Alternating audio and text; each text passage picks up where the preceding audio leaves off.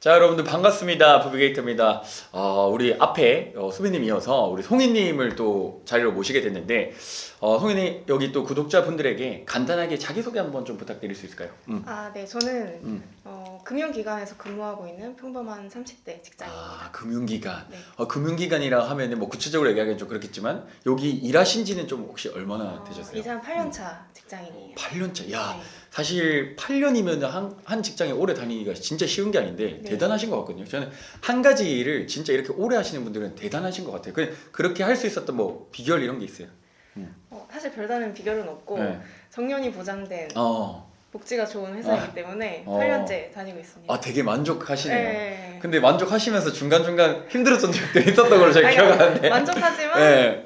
역시 직장은 힘들다. 아. 네, 일하는 건 힘들다. 이거는 숙명이네요. 어떻게 보면 네. 내가 안고 간다라고 생각하시는 거죠. 그러니까 확실히 이 일주일에 대부분의 시간을 회사에 있는 게 힘든 것 같아요. 그쵸. 그거를 그리고 또 가끔 야근도 하고 네. 한 번씩 또 주말에도 나가셨던 걸로 제가 기억하거든요. 네, 그게 맞아요. 그만큼 뭐 연봉은 좀 셀지 몰라도 네. 이게 일 자체는 조금 힘들 수밖에 없다. 네. 아니, 그게 직장의 숙명이고 지금 제가 알기로는 거의 직급이 과장이에요, 과장. 네. 송이님 맞죠? 그 송이님을 지금 밑에 산하에 직원들이 많은 거죠. 네, 네, 그래서 네. 다른 사람도 많고. 그래서 사실은 그게 무게감도 있고 책임감도 좀 있잖아요. 네. 그런 거는 좀 뭐 부담스럽거나 그러진 않아요? 그런 것도 부담스럽기 때문에 이 회사를 정말 언제까지 다닐 수 있을까에 대한 고민이 요즘에 좀 많이 드는 것 같아요. 그쵸. 네. 오히려 직급이 올라가면서 그런 게 더 네, 생기죠. 네, 네.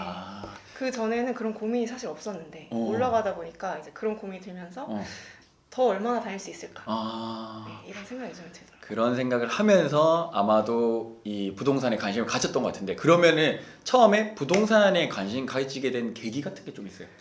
사실 이제 재테크는 요즘에 엄청 많이 다들 하잖아요. 그쵸. 근데 제가 이제 직장인으로서 할 수 있는 재테크로는 큰 돈을 벌기는 어렵더라고요. 뭐 주식 같은 것도 뭐 많이 올라야 뭐 조금? 근데 이제 그걸로는 살림살이가 이렇게 엄청 나아지지는 그쵸. 않는 거죠. 이제 그래서 더 나은 살림살이를 위해서 얼만큼 벌어야 될까를 고민을 했을 때 사실 큰 돈을 벌어야 되는데 연봉이 아무리 올라가도 그 큰 돈을 벌 수 있지는 않더라고요. 그걸 예전에는 몰랐던 것 같아요. 그냥 어쨌든 금융기관이니까 연봉이 그래도 좀 남들보다 센 편이니까 그냥 그렇게 무심코 있다가 결국에 시간이 지나니까 이거를 진짜 네. 깨달은 거네요. 맞죠? 네네. 그러니까 연봉이 남들보다 좋으면 남들보다 잘 살 수 있을 거라고 생각했는데 큰 차이가 나지 않는다는 거를 좀 깨달았던 것 같아요. 그리고 이거 뭐 번외 질문이었는데, 이 금융기관에 다니시는 분들이 보통 재테크를 또 좀 많이 하거든요. 네, 많이 해요. 맞죠? 그런 거 보고도 좀 자극을 받은 것도 있어요. 네, 근데 이제 그런 거죠. 만약에 주식으로 엄청 많이 벌어야 된다. 비트코인으로 엄청 많이 벌어야 된다. 그러면 거기에 많은 돈을 넣어야 되거든요. 근데 그만큼은 제가 좀 이렇게 배포가 없어가지고 조금 넣다 보니까 조금 수익이 나는 거죠. 근데 오히려 그거는 좋은 것 같아요. 그런데 변동성이 큰 자산에 내 돈을 시드를 크게 넣기가 사실은 그 웬만한 사람들 쉽지 않습니다. 맞아요. 근데 오히려 그렇게 했다가 마이너스 난 직장인들 제 주변에도 많거든요. 그러니까요. 그래서 오히려 차라리 그렇게 조금씩 해서라도 조금 벌고 뭐 잃고 이렇게 하는 거는 오히려 좋은 경험이었다고 저는 생각하고, 그러면은 이게 그 많은 부동산 투자 중에 사실은 되게 여러 가지잖아요. 부동산 투자, 갭 투자, 네. 청약, 뭐 분양권. 맞아요. 젊은 분들은 보통 뭐 청약, 그다음에 생애 최초 이런 거에 되게 막 관심을 가지시는데 맞아요. 어떻게 경매로 또 이렇게 아시게 됐는지. 그래서 제가 부동산에 이제 관심을 갖게 된 다음부터 여러 투자 방향을 고민을 했었는데 제일 걱정인 거는 일단 큰 돈이 들어간다. 그리고 수익이 많이 나야 되는 물건을 찾아야 된다. 그리고 그게 이제 미래에도 더 많은 수익이 날지를 예상해야 되는 게 어려웠었거든요. 근데 이제 어쨌든 부자 모임 하면서 부비게이터님이랑 알게 되면서 경매라는 방법도 있다는 걸 접하게 됐는데 경매가 이 세 가지를 약간 좀 완화시켜주는, 그러니까 뭐 예를 들면 투자금이 생각보다 덜 들어갈 수도 있고 그 다음에 들어가자마자 어느 정도 수익을 보장하고 그리고 미래의 가치는 이제 같이 공부하면서 판단할 수 있는 것들이니까 좀 경매로 일단 안전하게 경험을 해봐야겠다라는 생각을 하게 됐어요. 너무 좋습니다. 네. 자, 그러면은 사실 송이님도 지금 낙찰을 받고 네. 세팅까지 지금 완료가 된 상태죠, 맞죠? 네. 세팅까지 완료된 상태고, 그럼 실제로 해보셨잖아요. 한 사이클 다 돌려보셨는데 실제로 해보니까 좀 어땠어요, 송이님? 힘들었어요. 힘들었어요.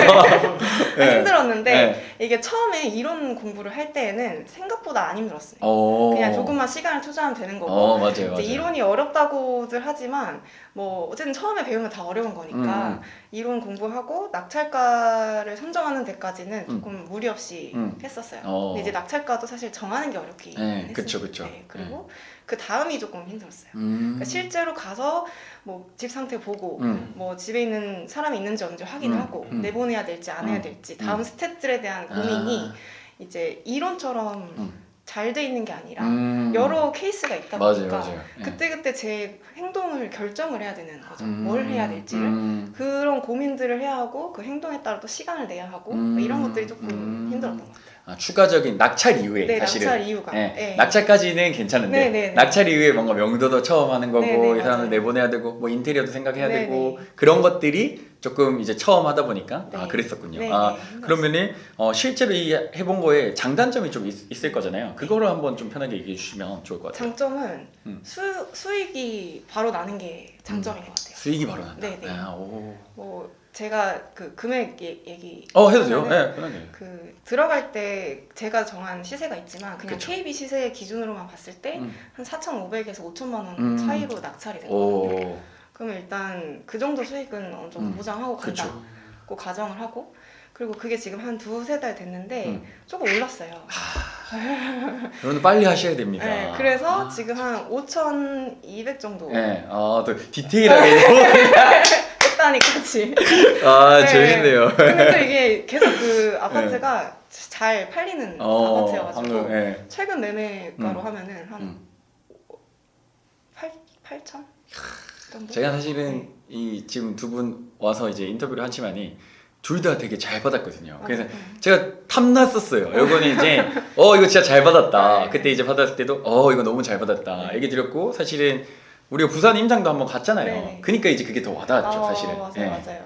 단점은 집을 볼 수가 없는 게 단점이었어요. 그냥 단점이죠. 그러니까 집이 뭐 진짜 상태가 좋은지 안 좋은지 따라서 수익 차이가 어떻게 날지가 결정될 수도 있는데 그쵸. 그거를 약간 랜덤인 부분이 조금은 어려웠습니다.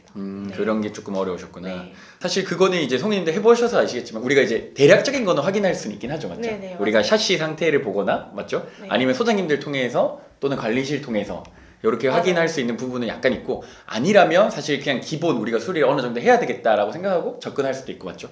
그런 부분들 아니면 현관문 상태 이렇게 맞아요, 이제 맞아요. 추측을 해볼 수 있을 뿐, 근데 이제 이걸 실제로 좀 보고 싶은 거죠, 사실은. 맞죠? 맞아요. 내가 그래도 돈을 넣고 받을 집이니까 그게 조금 아마 궁금하시고 조금 답답할 수는 있어요, 처음 하시는 입장에서.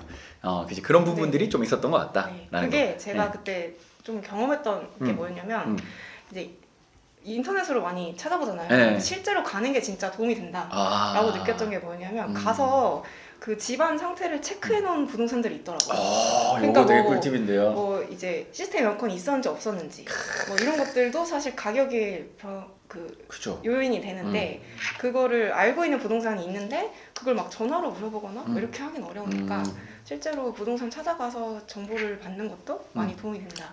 요건 되게 큰 도움 받으셨겠네요. 네, 그때 느꼈어요. 근데 이것도 사실 집요해야 되거든요. 그러니까 물론 제가 이렇게 얘기 안내를 드리지만은 또 이렇게 디테일까지 못 챙기는 분들이 있을 수 있어요, 맞죠? 하다 보면은. 근데 결국에 내가 내부 상태가 어떤지 모르고 불안하니까 이걸 어떻게든 알아보려고 하다 보니까 거기까지 가서 이 정보를 얻으신 거. 이거 되게 잘 하신 것 같습니다. 자, 그러면 어쨌든 성희님이 직장 다니시면서 이 경매를 하셨는데 이런 거 하시면서 병행하실 때 하루 일과 스케줄 같은 게 좀 어땠어요? 저는 그 강의를 한 달 정도 이제 오프라인으로 같이 들었었는데 그 한 달 동안에 일주일에 한 번씩 3시간 정도 하잖아요. 근데 그것만 시간이 들면 된다고 사실 생각을 했었는데 그 외에도 이제 과제도 해야 되고 제가 따로 또 공부도 해야 되니까 거의 퇴근 이후에 1시간 이상 1시간, 3시간 정도는 투자를 했어야 됐다. 이 공부에. 그렇게 한 달을 바짝 해야만 그 다음에 이제 조금 덜 하더라도 그 흐름을 좀 이어갈 수 있었던 것 같아요. 오케이. 그래서 한 달 동안은 사실 거의 뭐 아무것도 못하고 공부만 했던 것 같습니다. 근데 또 이렇게 하십니다, 다들. 맞죠? 또 강제로 이렇게 또 하면은, 맞죠? 저희 이제 뭐 혹시나 그런 강제를 원하시면은 뭐 이렇게 드릴 수 있어요. 뭐 예를 들어 어느 날까지 못하면 벌금 10만 원. 이거 하면은 제가 지금 거의 교육생분들이 이거 벌금 10만 원 딱 하면은 다 하더라고요. 근데 저는 교육 들으면서 좋았던 게 뭐였냐면 그래요? 그 본인의 열정이 이미 너무 많은 분들이 이제 같이 공부를 하다 보니까 그분들 때문에 저도 같이 동료되는 게 있었어요.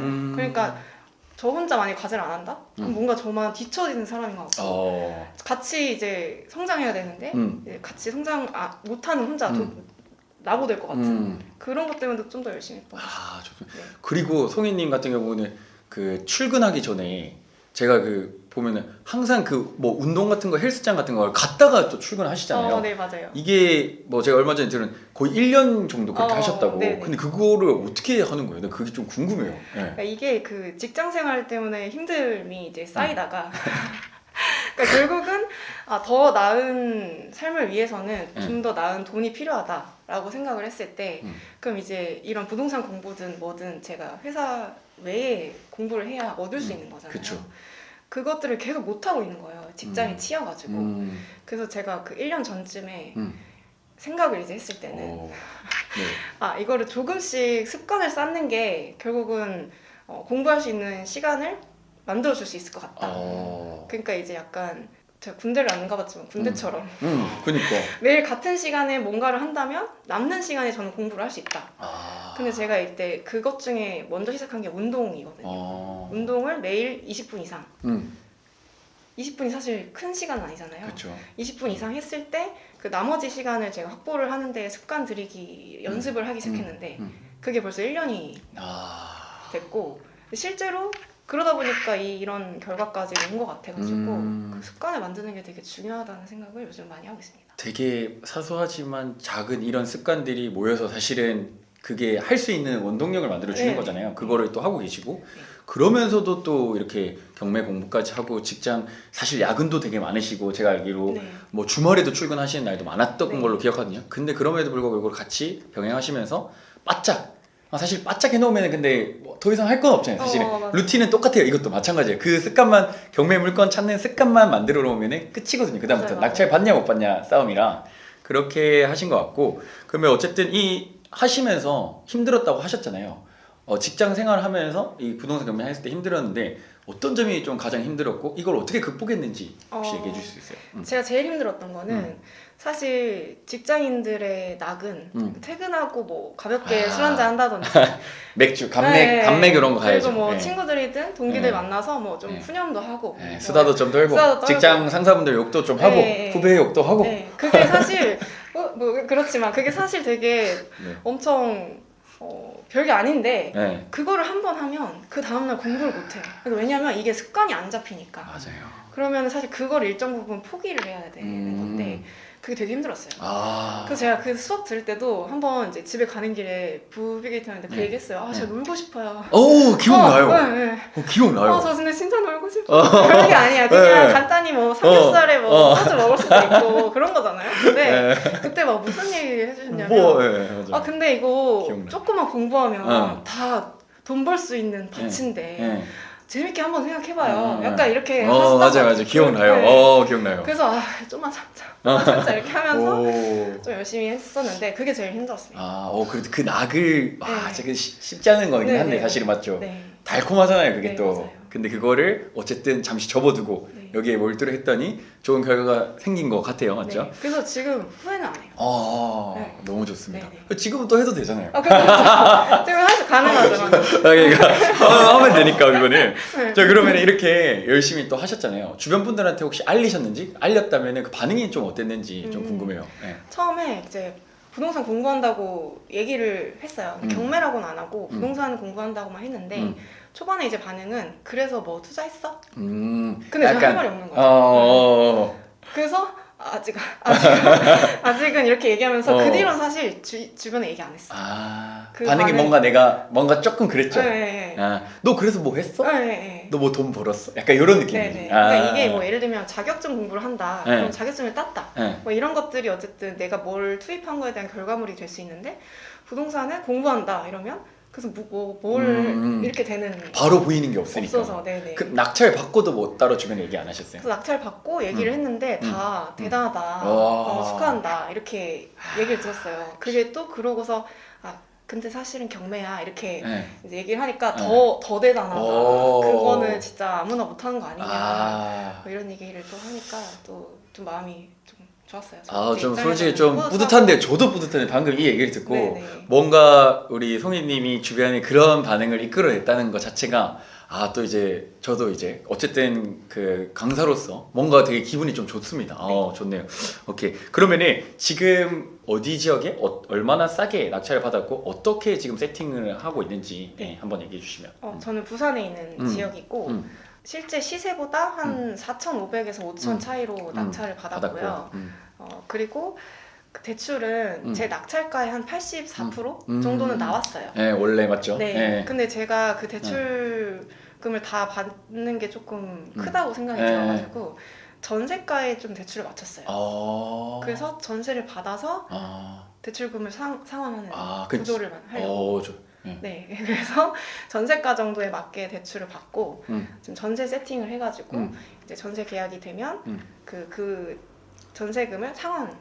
그렇죠. 대출 상환. 전세금으로 대출을 상환해서 네. 결국엔 지금 전세 세팅을 네. 하신 상태고 계약금 받으시고 네. 아마 다음 달이 언제였죠?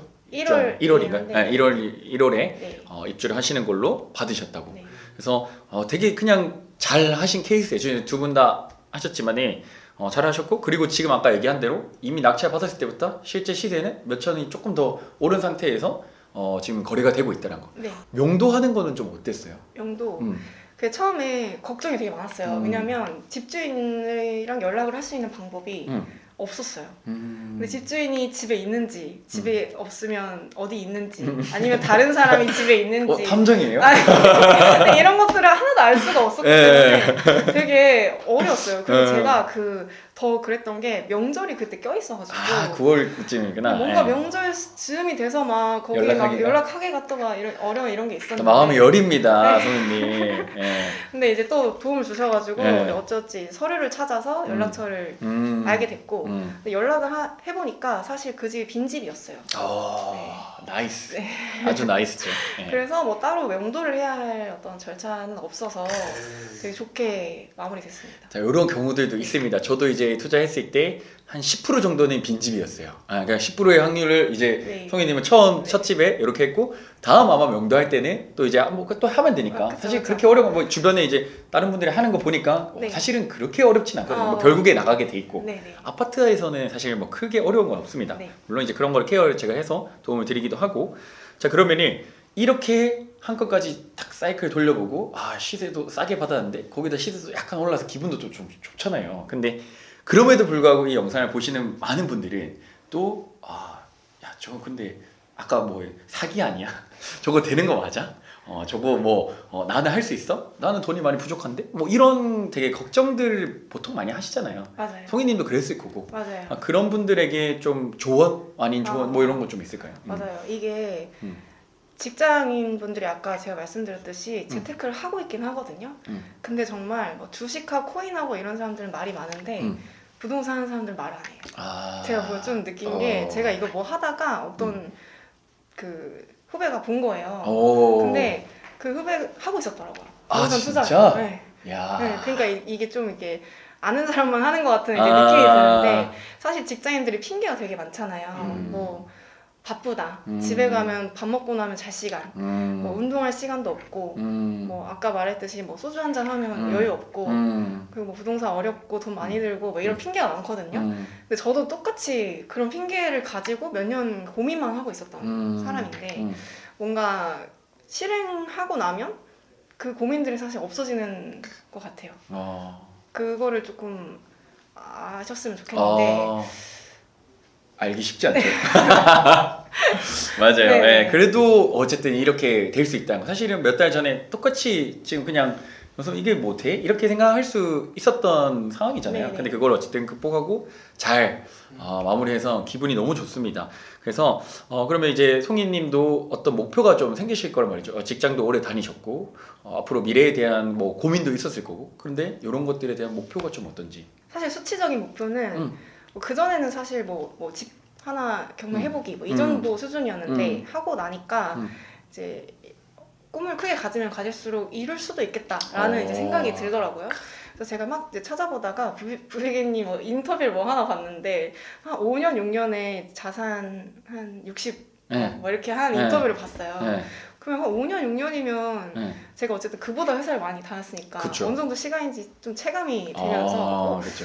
가능하겠는데 약간 오 좋아요. 근데 이제 네. 저는 회사를 다니고 있으니까 뭐 거기에 조금 다가가지 않아도 준하는 정도로 좀 목표를 크게 잡고 싶다는 게 이제 수치적인 목표고 그냥 삶의 개인적인 목표는 경제적인 안정을 통해서 안정된 삶을 사는 게 사실 다 비슷합니다. 네. 여러분들 우리가 자본주의 사회에서 돈을 버는 이유는 자본주의이기 때문에 이 돈이 있어야 우리가 누릴 것들을 좀 누리고 편하게 할 수 있으니까 그렇게 하는 것인데 그런 부분에서 아까 이제 수치적인 목표도 사실 이게 진짜 안 해보신 분들은 뭐 이렇게 하고 제가 댓글에 항상 달리는 게 야, 제 뭐 엄마 아빠 도움 저 엄마 아빠 도움 받은 거 응원도 나중에 받았어요. 저도 네. 몇 년 지나고 저는 심지어 몇 년 동안 네. 어머니랑 아버지랑 이렇게 막 이게 티격태격 했었던 시기가 있었는데 사실 그런 거 없고 그냥 이게 하면은 막상 그런 목표가 다가오잖아요, 맞죠? 네네.